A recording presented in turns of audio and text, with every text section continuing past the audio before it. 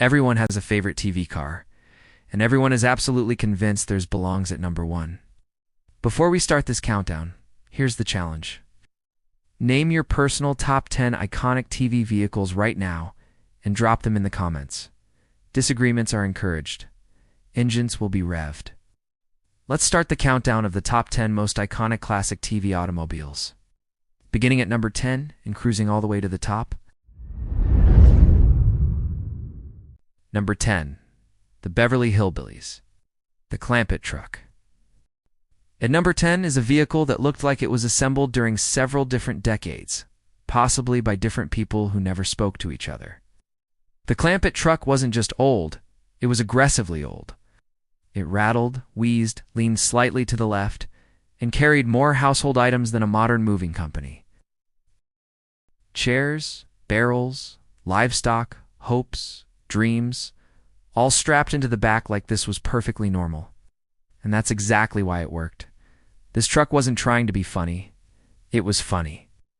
Every time it rolled into Beverly Hills, it visually told the entire joke of the series in one shot. Fancy cars stopped. People stared. The Clampets waved. The truck didn't care.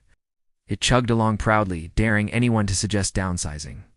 It may not have been fast, safe, or street legal by modern standards, but it was unforgettable. And that's the highest compliment classic TV can give. Number 9. CHiPs. California Highway Patrol motorcycles. At number 9 are the only vehicles on this list that could pull you over while also making you feel slightly underdressed. The CHiPs motorcycles were always spotless, always shining, and always parked like they were posing for a calendar shoot. These bikes didn't just enforce traffic laws, they enforced cool. Every engine rev sounded important. Every helmet removal happened in slow motion. And somehow, no matter how many miles they rode, not a speck of dirt ever touched them. The motorcycles were basically supporting actors, framing John and Ponct like heroic statues with sirens. They turned routine traffic stops into full-blown events. Even if you didn't know the show, you knew those bikes meant business. They symbolized a version of law enforcement where paperwork didn't exist and hair never moved out of place. 2 wheels, endless confidence, and a soundtrack that made even speeding tickets feel cinematic. Number 8. Happy Days. Fonzy's motorcycle. Sliding into number 8 is a motorcycle so cool it barely needed to move. Fonzy's bike spent more time parked than ridden, yet it still stole every scene it was in. That's because this motorcycle wasn't about speed, it was about presence. Leaned just right, polished just enough, it quietly told everyone in the room who was in charge. When Fonzy entered, the audience cheered. When the bike appeared, that cheer doubled. Nobody questioned it. This motorcycle was treated like a sacred object. Touch it wrong, and you might lose your cool status permanently. The comedy came from how seriously everyone took it, as if it had mystical powers, and maybe it did. It helped define television cool for decades. No explosions, no chases, just leather jackets, confidence, and a bike that looked like it knew it was legendary. Number 7. The Munsters. The Munster coach. At number 7 is a car that looked like Dracula hired a hot rod designer. The Munster coach wasn't subtle, tasteful, or remotely practical. It was a chrome-covered Gothic monster on wheels with an engine that appeared to be alive and possibly angry. Coffin curves, bat-like styling, and enough exposed machinery to terrify a mechanic. It rolled through suburbia like a haunted house on tires. The best joke? The Munsters treated it like a completely normal family car. Grocery runs, errands, casual drives, no big deal. Meanwhile, neighbors stared in horror as this mechanical nightmare casually parked at the curb. The coach perfectly matched the show's humor, embracing absurdity without explanation. Even today, one glance at it tells you exactly what kind of show this is. It's weird, lovable, and completely unforgettable, just like the family that drove it. Number 6. Miami Vice. The Ferrari Testarossa. At number 6 is the car that single-handedly convinced America. that crime fighting required pastel suits and a millionaire's garage. The Ferrari Testarossa from Miami Vice didn't just show up. It glided into scenes like it had its own theme music, because it basically did. Sleek, white, and outrageously expensive looking. This car screamed 1980s excess at full volume. Here's a police detective chasing criminals while driving something most people wouldn't even park at a grocery store. Every scene felt like a fashion shoot accidentally interrupted by crime. The Testarossa wasn't just transportation. It was a statement, bold, stylish, and completely unapologetic. It made Miami look cooler, crime look sexier, and police work look wildly unrealistic. Even standing still, the car felt fast. One glimpse and you instantly knew the decade, the vibe, and the show. This wasn't just a TV car. It was a rolling symbol of 80s television swagger. Number 5. The A-Team. The GMC Vandura van. At number 5 is a vehicle that looked like it was permanently on its way to cause trouble. The A-Team van wasn't fast, sleek, or quiet. It was loud, boxy, and intimidating, like a rolling threat assessment. Painted black with that unmistakable red stripe, it arrived in scenes like a warning label. Whenever it showed up, you knew a plan was forming, explosions were scheduled, and nobody inside would get hurt, except emotionally. The van somehow survived endless gunfire, crashes, and jumps without ever needing bodywork. That alone made it a legend. It became a symbol of teamwork and over-the-top action logic.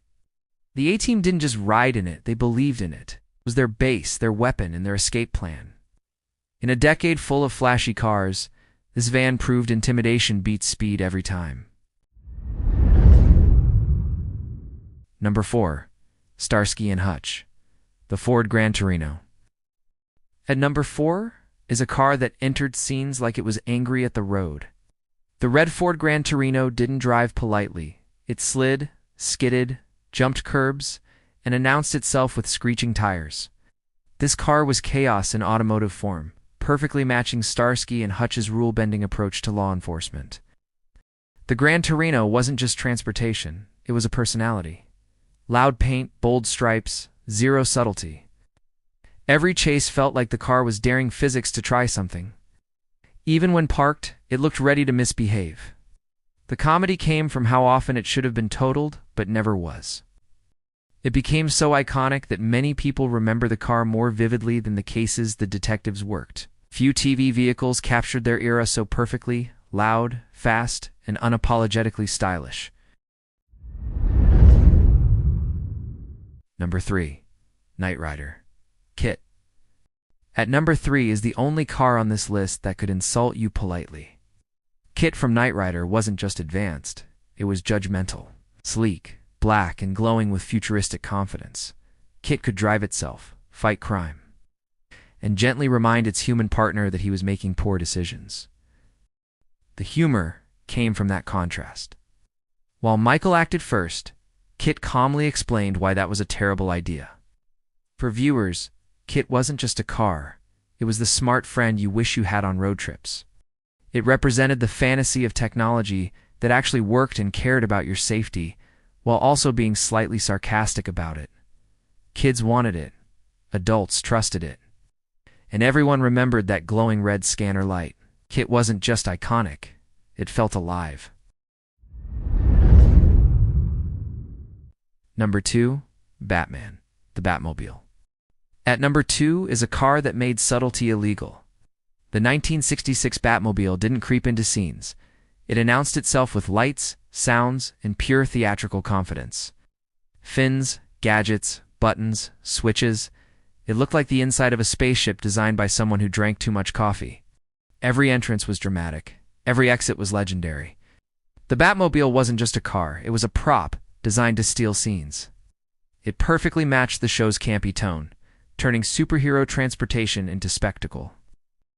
Even today, with countless Batmobiles across movies and TV, this version remains instantly recognizable. It didn't just move Batman around, it made him larger than life. Few TV cars have ever committed so fully to being ridiculous and brilliant at the same time. Number 1. the Dukes of Hazzard. The General Lee. At number 1 is a car that refused to acknowledge gravity. The General Lee didn't simply drive places. It launched itself through the air like that was the most reasonable option. Jumping rivers, smashing through obstacles, and surviving crashes that should have ended everything. It became the ultimate TV car legend. Painted bright orange and paired with that unmistakable horn, it was recognizable from a single frame. The General Lee wasn't just part of the show, it was the show. Every chase revolved around it. Every stunt added to its mythology. The comedy came from how indestructible it was. No matter what happened, it drove away, and by the next scene, no damage was apparent. Few TV vehicles captured freedom, rebellion, and pure spectacle so perfectly. It didn't just make television history, it flew over it. That's our countdown of the top 10 most iconic classic TV automobiles. But now it's your turn. Did we miss your favorite? Would you rank them differently? Drop your list in the comments and let the debate begin. If you enjoyed this ride through TV history, hit like, subscribe to the channel, and ring the bell so you don't miss the next countdown, because somewhere out there, another iconic TV car is waiting to be argued about.